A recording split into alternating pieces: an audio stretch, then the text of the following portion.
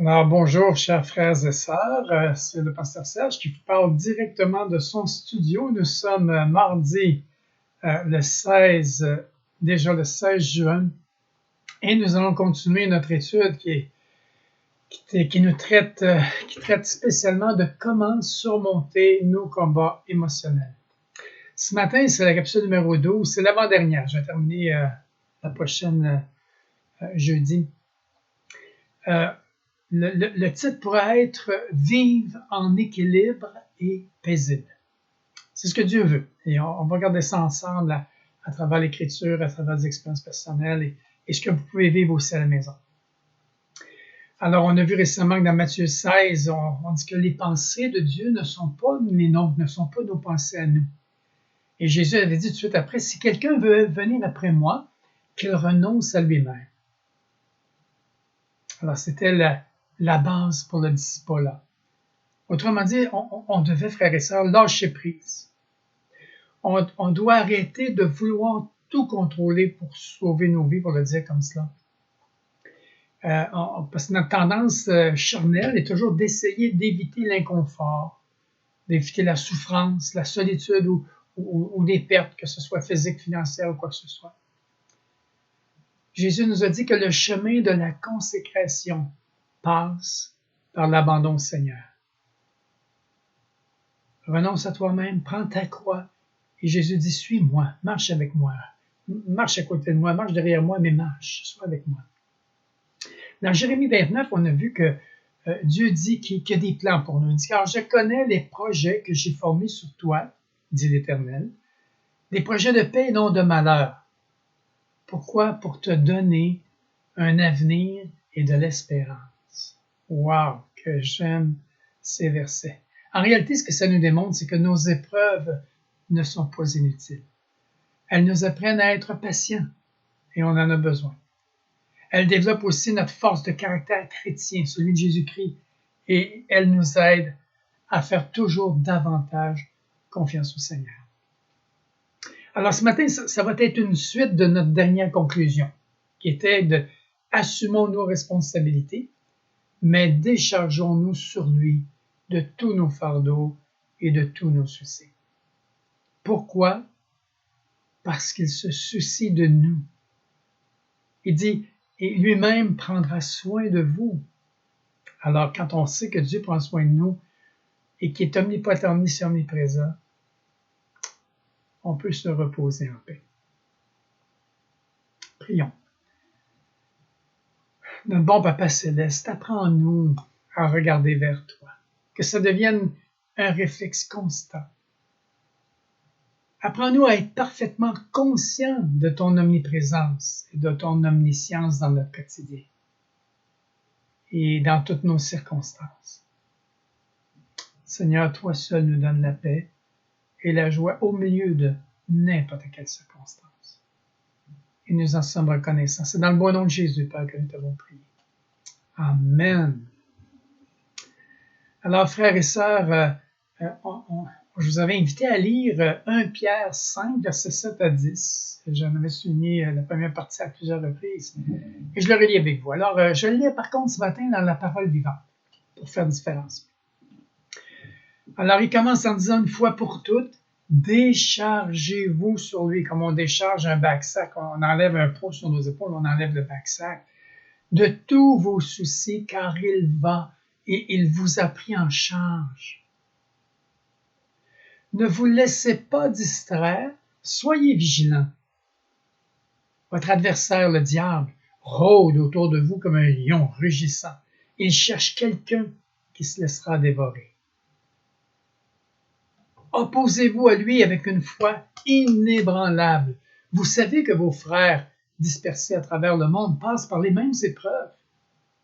Mais quand vous aurez souffert pour un peu de temps, Dieu, l'auteur de toute grâce qui vous a appelé à sa gloire éternelle dans la communion avec Jésus-Christ, vous relèvera lui-même. Il vous affermira, vous fortifiera et vous rendra inébranlable en vous établissant sur un fondement solide. Amen. vivre en équilibre et reposer, je dirais comme ça, et paisible. Bien qu'on ne devrait pas nous inquiéter, il nous faut nous montrer sobres et vigilants, Pierre nous dit ici. Maintenant, pourquoi Pierre dit cela? Il nous donne la raison. Parce qu'on a un adversaire, vous et moi, frères et sœurs, qui est puissant. C'est pas un petit minou, comme je dis souvent. Pierre dit c'est un lion. Puis c'est un lion qui rugit, c'est un lion affamé. Il nous dit d'être sobre. Qu'est-ce que ça veut dire que d'être sobre? C'est d'avoir une attitude sérieuse, une approche réaliste de la vie. Et c'est aussi faire preuve d'intelligence concernant les ruses de Satan. Maintenant, on a déjà vu que le diable peut se présenter de différentes façons. Parfois, il se présente comme un serpent, cherchant à séduire les hommes, à nous séduire et à nous entraîner dans la corruption morale. Et ça, il y en a beaucoup, des moments comme ça. Il se présente souvent comme un serpent et on peut facilement mordre à la séduction. D'autres fois, il va se déguiser en ange de lumière. Et ça, c'est l'exemple qu'il nous donne, c'est l'image qu'il se présente dans le but de nous tromper dans le domaine spirituel. Faux docteur, fausse compréhension, fausse croyance, etc. Ou confusion dans tout cela qui nous amène à avoir de la peur, de la crainte ou l'inverse, ne pas craindre l'Éternel. Et pourtant, on dit que de craindre l'Éternel, c'est le début de la sagesse, n'est-ce pas? Et ici, Pierre nous dit, il est comme un lion rugissant, décidé à nous terroriser, nous paralyser par la persécution, en titre d'exemple. Parce que quand il parle du mot diable, le mot diable, c'est l'accusateur, le calomniateur, celui qui nous accuse devant Dieu. Alors, il nous tend un piège, il nous fait tomber dedans, puis il va dire à Dieu, regarde comment est-ce qu'il n'y a pas d'allure ton fils, ton enfant. On ne doit pas lui céder, mais au contraire, Pierre nous dit de lui résister. Comment? Par la prière et la parole de Dieu. C'est les deux principales armes, c'est-à-dire, que nous avons. Parce qu'en nous-mêmes, nous ne possédons pas la force pour lui résister, mais on le peut en demeurant ferme dans la foi. Et d'ailleurs, l'arme de la foi, ça nous dit, c'est un bouclier contre les traits enflammés du malin.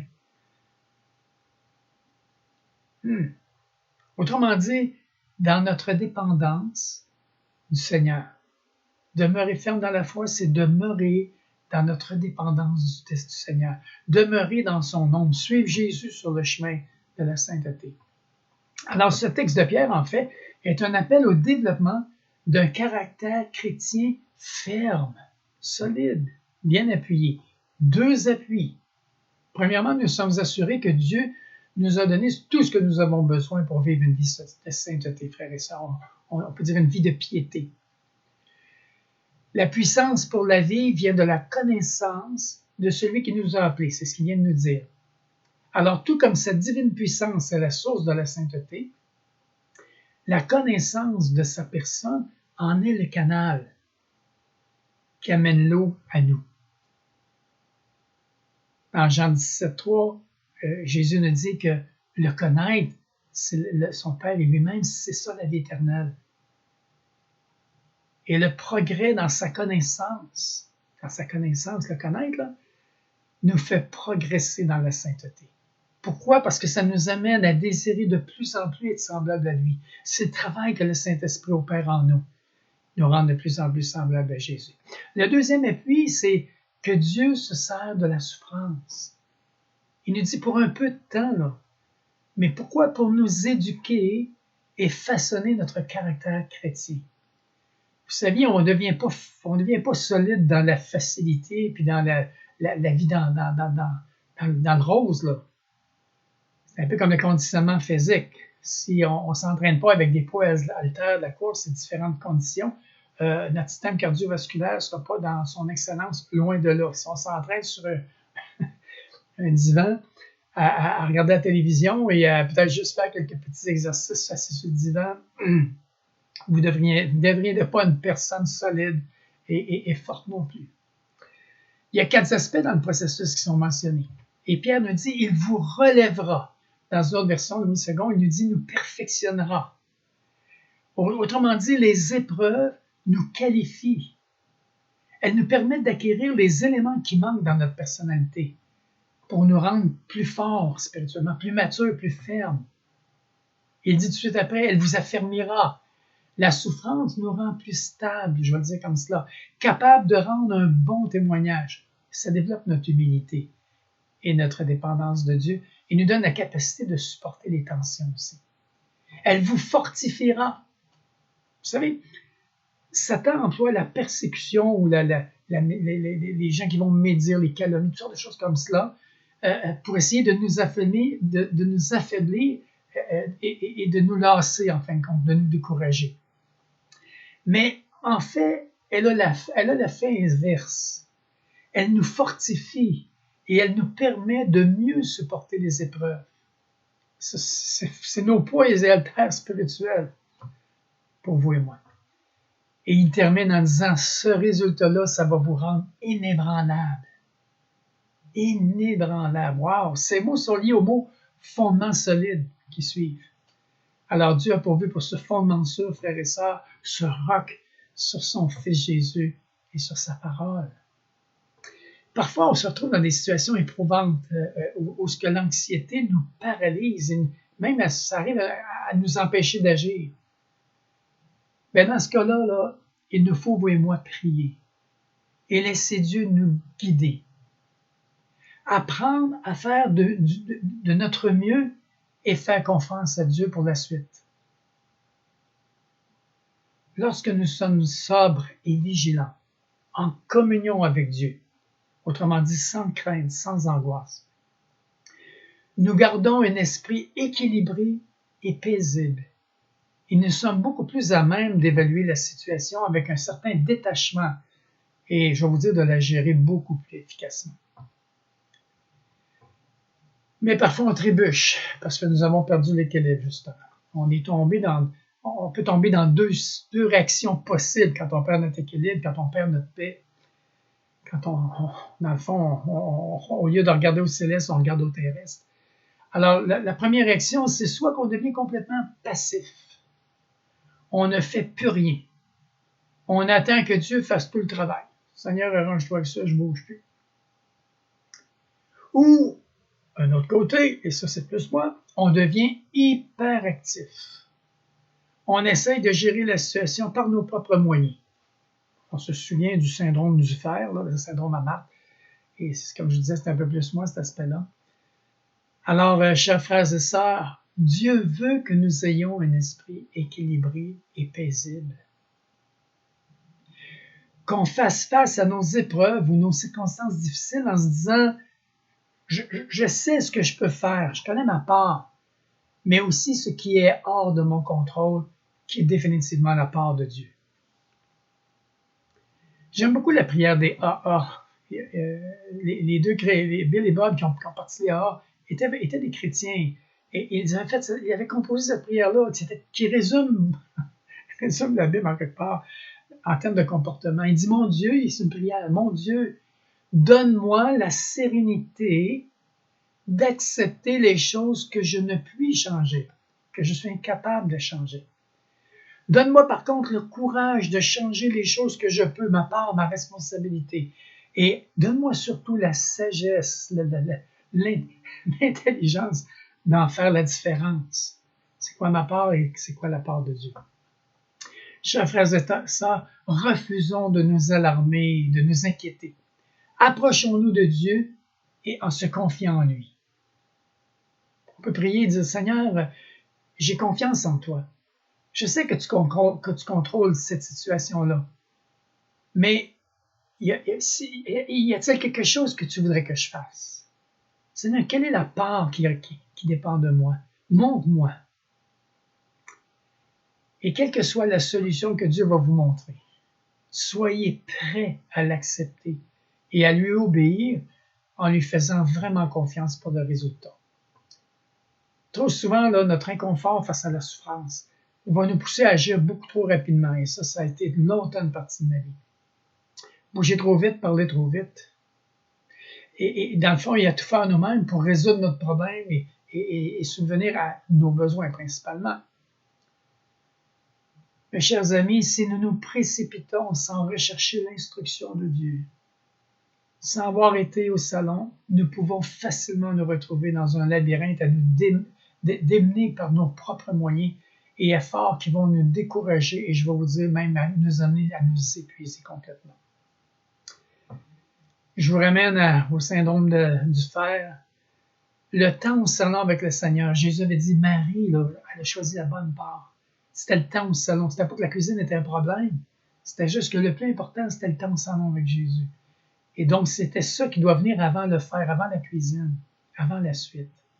Autrement dit, le temps de communion avec le Seigneur, de discussion, de jase avec lui sur le sujet, est ce qu'il y a de plus important pour prendre les bonnes décisions et comprendre vraiment quelle est la part qui nous revient.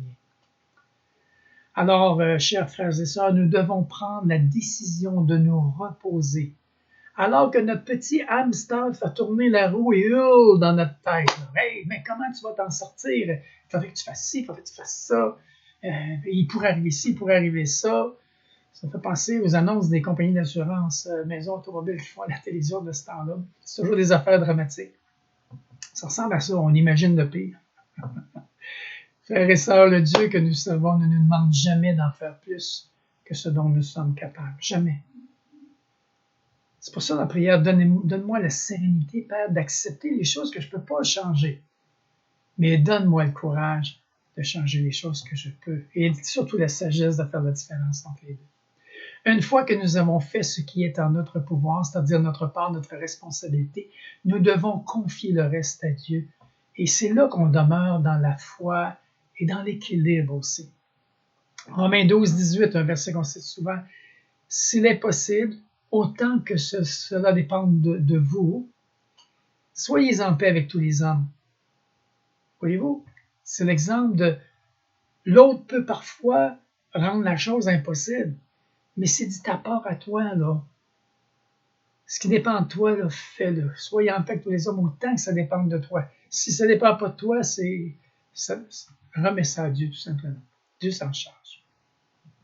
Alors, nous ne devons pas être inutilement provocateurs ou querelleurs.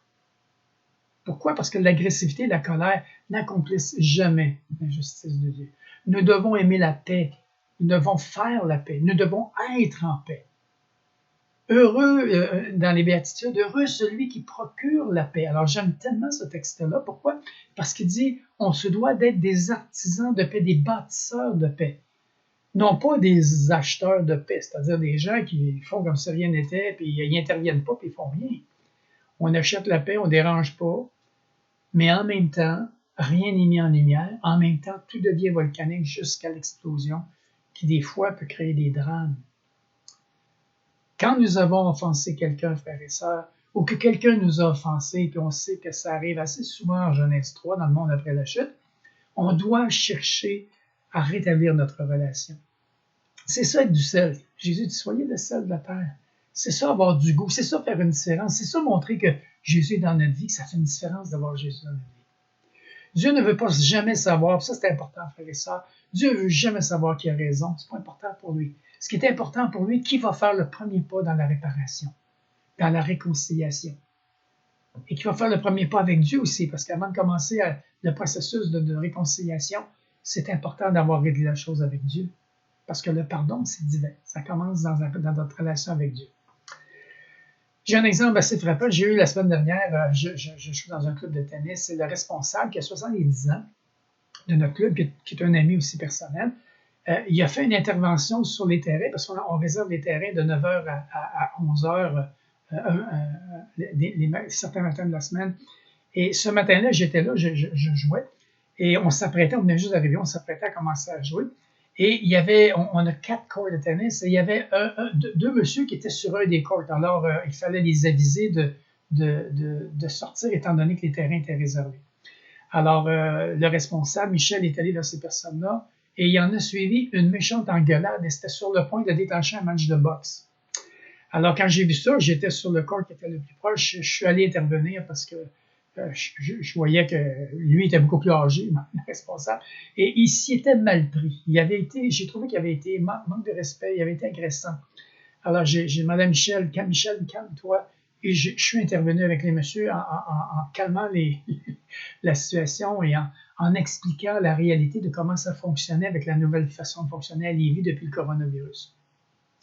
Et les deux hommes m'ont vraiment remercié de la façon que je l'avais fait et ils ont accepté de partir. Et par contre, ils ont rementionné le manque de tact et le manque de respect que le responsable avait eu. Et ils avaient raison.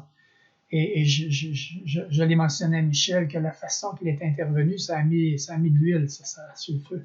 Ça n'avait pas aidé à la situation. Alors, et ça aurait pu vraiment mal virer. Les gars étaient beaucoup plus costauds et ça aurait probablement été très difficile d'intervenir d'une façon brillante après. Frères et sœurs, Dieu nous appelle à devenir des hommes et des femmes de foi et d'équilibre. Hébreux 11.6 nous dit « sans la foi, il est impossible de lui être agréable. » Maintenant, ma foi, c'est croire dans l'invisible, dans la présence de Dieu, lorsque Dieu est là. J'ai un exemple, moi, que j'aime beaucoup, c'est Moïse, qui est devenu un homme de foi et d'équilibre. Il n'était pas, il est devenu. Dans Exode 11, verset 24 à 30, je vais le lire avec vous. C'est par la foi que Moïse, devenu grand, refusa d'être appelé fils de la fille de Pharaon. Même si elle n'avait pris soin, pas l'avait éduqué dans le confort et les connaissances de l'Égypte. C'est par la foi, c'est par la foi qu'il quitta l'Égypte sans être effrayé de la colère du roi, du Pharaon, car il se montra ferme, comme voyant celui qui est invisible.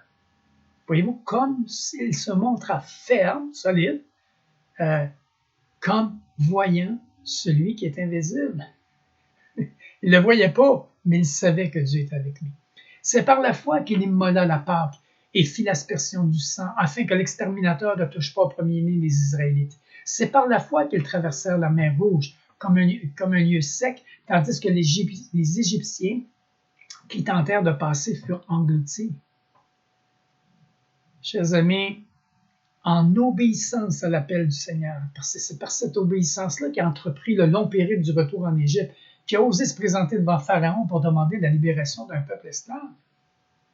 Maintenant, j'aimerais juste qu'on se mette à la place de Moïse qui s'en vient en Égypte, puis qu'il savait là, tout ce que ça allait impliquer, quelle sorte de pensée qu'il pouvait avoir. Laissez-moi vous en donner quelques-unes que moi j'imagine, c'est pas écrit, là, c'est moi qui le dis. Il peut se dire, écoute, attends, Moïse, t'es complètement fou. Ça n'a pas de sens. Tu crois que Pharaon va te recevoir, t'écouter, toi, un porte-parole d'esclave? Maintenant, comment le peuple va t'accueillir, toi, là, un fuyard qui a tué un des leurs, qui a tué un Égyptien pour un des leurs, mais qu'en même temps, tu n'avais pas avoué ton meurtre? As-tu déjà vu Dieu demander à quelqu'un de faire des choses aussi extravagantes et dangereuses? Hey, le pharaon, là, il pourrait faire une petite bouchée de toi. Et il a le droit de vie ou de mort. Voyons, Moïse, écoute, bien. Je peux vous dire que malgré les remontrances du diable, que toutes les pensées que Moïse a pu avoir, il a poursuivi sa route. Pharaon, Aaron s'est joint à lui parce que ça demande, il disait, hey, je ne suis pas capable, moi là, je parle pas bien, je bégaye. Et il s'est rendu en Égypte et s'est présenté avec son frère devant Pharaon, sans être troublé ni paniqué. Pourtant, les risques, je peux vous dire, étaient vraiment réels. Pourquoi cette paix? Pourquoi Moïse avait cette paix? Il y avait cet équilibre-là devant Pharaon. Rappelons-nous qu'il avait eu un réma de Dieu. Ce n'était pas un logos, ce n'était pas une parole, simplement une parole. C'est un réma. C'est une parole qu'il a reçue de Dieu, personnelle. Il a reçu ça au buisson ardent. Dans Exode 3.14, excusez-moi. Exode 3.14, Dieu dit à Moïse, « Je suis celui qui suis. » Et il ajouta, « C'est ainsi que tu répondras aux enfants d'Israël. Celui qui s'appelle « Je suis » m'a envoyé vers vous. » Il était ambassadeur. Il représente « Je suis ». Et en plus, Dieu lui a donné un bâton pour lui rappeler de sa présence et de sa puissance. La force de Moïse n'était pas dans son pouvoir de convaincre Pharaon, mais dans la parole de Dieu qu'il représentait. Chers frères et sœurs, nous aussi, 2 Corinthiens 5.20 nous dit, « Nous faisons donc les fonctions d'ambassadeurs pour Christ, comme si Dieu exhortait par nous. » Nous aussi, nous avons notre bout de bois, la croix. qui nous rappelle la présence et la puissance de Dieu, de qui nous sommes ambassadeurs. Jean 20, 21 dit, Jésus leur dit de nouveau, la paix soit avec vous, comme le Père m'a envoyé, moi aussi, je vous envoie. Et il parlait aux apôtres comme il nous parle à nous. Maintenant, faisons une réflexion pour un court instant. Qu'est-ce qui devrait remplir notre esprit? Il serait censé, selon moi, déborder de louanges, de la parole de Dieu, de nos mots d'encouragement, d'édification, d'espérance et de foi. Maintenant, si vous et moi, on faisait notre inventaire de nos pensées de toute la journée, ou des jours qui précèdent, probablement que plusieurs d'entre nous aurions une petite montagne de pensées d'inquiétude, de tracas, de peur, de raisonnements bourdonnants, de doutes et de malaise quelconque. Comme Moïse, chers frères et sœurs, nous devons faire les premiers pas, faire ce qui est en notre pouvoir, notre part, puis faire confiance à Dieu pour le reste et ne pas nous troubler. Nous devons marcher par la foi, aller en Égypte et se présenter devant Pharaon, comme Moïse l'a fait. Mais laisser notre esprit au repos. Je suis ambassadeur, je viens en son nom, c'est lui que je représente. Évaluons ce qui est notre responsabilité, c'est-à-dire notre part, et ce qui ne l'est pas. N'essayons pas d'assumer les responsabilités de Dieu. Faisons ce qui est en notre pouvoir, ce à quoi Dieu s'attend de nous, et laissons-lui le reste. Laissons-lui agir, laissons-lui manifester sa présence et sa puissance à ceux qui sont impliqués dans ce que nous vivons. Prions quelques instants. Oh, merci encore, Seigneur, pour cette merveilleuse et belle journée qui est devant nous. Qu'elle soit notre sujet de joie, car tu es avec nous. Continue de nous apprendre à nous fortifier dans toutes nos circonstances, sachant que tout concourt à notre bien, car tu es avec nous et que nous t'aimons. Celui qui nous guide... Oh. Excusez, je diminue le bruit. Continue à nous apprendre à nous fortifier dans toutes nos circonstances, sachant que tout concourt à notre bien, car tu es avec nous et que nous t'aimons. Merci de nous guider et de nous instruire en chemin. Fais de nous des hommes et des femmes d'équilibre et de foi. Père, nous acceptons d'assumer notre part, ce que tu nous demandes, nos responsabilités. Et nous choisissons de nous décharger de nos soucis, de nos fardeaux, ce qui est hors de notre contrôle, sur toi, de te les confier et de franchir chaque épreuve, une à la fois, le cœur apaisé, demeurant à l'ombre de tes ailes. Amen, au nom de Jésus. Alors pour mercredi, demain, ça va être la dernière capsule et ça va être la conclusion de cette petite étude que nous avons faite de comment surmonter nos combats émotionnels. J'aimerais vous inviter à reméditer le psaume 91 à la lueur de tout ce que nous avons partagé ces dernières semaines. Si vous allez comprendre encore une fois pourquoi je l'appelle notre police d'assurance vie. À la gloire de Dieu. Profitez bien de ce beau soleil, que Dieu vous accorde sa grâce, sa bonté, sa fidélité bien marquante encore aujourd'hui. Au nom de Jésus. Amen.